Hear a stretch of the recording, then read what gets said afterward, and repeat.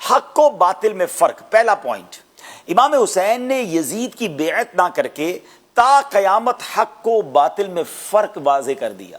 آپ نے یہ واضح کر دیا، کلیئر کر دیا کہ حق کے ساتھ کھڑے رہنا ہے، باطل کے آگے سر نہیں جھکانا ہے. اور یہ آج بھی ہمارے لیے لیسن ہے کہ جو لوگ باطل کے ساتھ مل جاتے ہیں، غلط کاموں کے سپورٹر بن جاتے ہیں، بعض اوقات اپنی مجبوری کی بات کرتے ہیں، کیا کریں جناب، سب کرتے ہیں، مجھے کرنا پڑتا ہے، فیملی پریشر ہے، دوستوں کا پریشر ہے، مارکیٹ کا پریشر ہے. بتائیے نا امام حسین نے کیا کیا تھا؟ پوری فیملی پتہ ہے شہید کر دی جائے گی، مگر آپ نے وہ پریشر نہ لیا، حق کے ساتھ کھڑے رہے. سیکنڈ ڈیسیژن کیا تھا؟ نااہل کو منصب دینے کی جو ممانعت ہے. ہاں یہ بڑی خوبصورت، آج کل انگلش میں بھی ایک جملہ کہا جاتا ہے، right person for the right job. جب امام علی مقام نے یزید کی بیعت نہیں کی تو دنیا پر واضح ہو گیا کہ نااہل کو کبھی کوئی منصب نہ دیا جائے، اور اگر بالفرض وہ زبردستی کسی عہدے کو حاصل کر لے تو اہل عزیمت جو ہوتے ہیں انہیں چاہیے کہ ہرگز اس کی اطاعت نہ کریں. اللہ اکبر. یعنی یہاں یہ بھی بہت خوبصورت ایک پیغام ہے کہ ماشاءاللہ وہ لوگ جو کسی آرگنائزیشن کو، اگر مذہبی ادارے کو چلا رہے ہیں یا کسی بھی کام کو کر رہے ہیں، کسی نااہل کو اگر آپ نے منصب دے دیا، اسے مقام دے دیا، اسے جناب اقتدار دے دیا، اس کے ہاتھ میں آپ نے یوں سمجھے کنٹرول دیا، تو پھر بربادی کا انتظار کیجیے. تو اگر آپ اپنی آرگنائزیشن کو، اپنے ادارے کو، اپنے علاقے کو، اپنے محلے کو، کسی بھی کام کو آپ لے کر چل رہے ہیں تو try to find the right person for the right job. نااہل کو منصب دینے کا مطلب بربادی ہوتا ہے. اگلی بات، فسق و فجور کا دروازہ بند کر دیا. اگر آپ یزید کی بیعت کر لیتے ناظرین، بڑا مال مل جاتا آپ کو، بہت سارے جناب منصب مل جاتے، آپ بڑی سکون کی لائف مدینہ منورہ میں اپنی فیملی کے ساتھ گزارتے. مگر ہوتا کیا؟ ہر بدکاری کے جواز کے لیے پھر آپ کی بیعت سند بن جاتی. یعنی سب کے پاس یہ آرگیومنٹ آ جاتا، بھائی امام حسین نے بھی تو یزید کی بیعت کی تھی، آج ہم بھی غلط کام میں فالو کر رہے ہیں تو کیا حرج ہے؟ اللہ اکبر.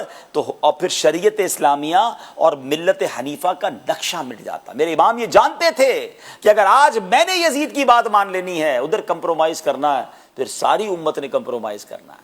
تو امام حسین نے گویا یہ منصب دیا کہ فسق اور فجور کا دروازہ بند ہونا چاہیے.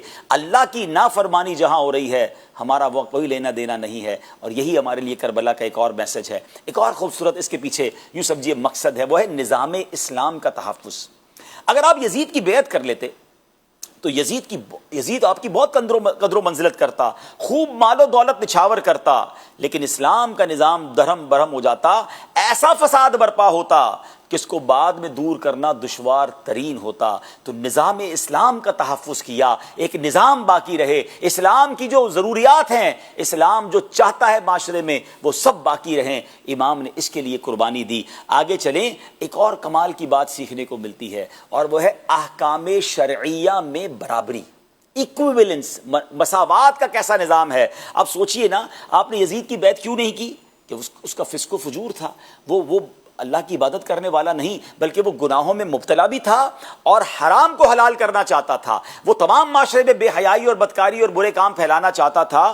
تو اب امام علی مقام نے جو سٹینڈ لیا، یہ میسج یہ ہے کہ احکام شریعہ عام آدمی اور حاکم سب کے لیے برابر ہیں. جس طرح عام آدمی کا فسق و فجور سے بچنا ضروری ہے، اسی طرح حاکم کا بھی ضروری ہے. یعنی اسلام کا قانون حکمران کے لیے الگ نہیں ہے، بڑے لوگوں کے لیے الگ نہیں ہے، اور عام لوگوں کے لیے الگ نہیں ہے. میرے امام نے ایکویولنس کا، مساوات کا بھی درس دیا. سبحان اللہ. اب آگے چلتے ہیں، ایک اور کمال کا اس سے میسج ملتا ہے، لیڈرشپ کا ایک اور یوں سمجھے کہ پوائنٹ ملتا ہے کہ اسلامی ریاست کا تحفظ.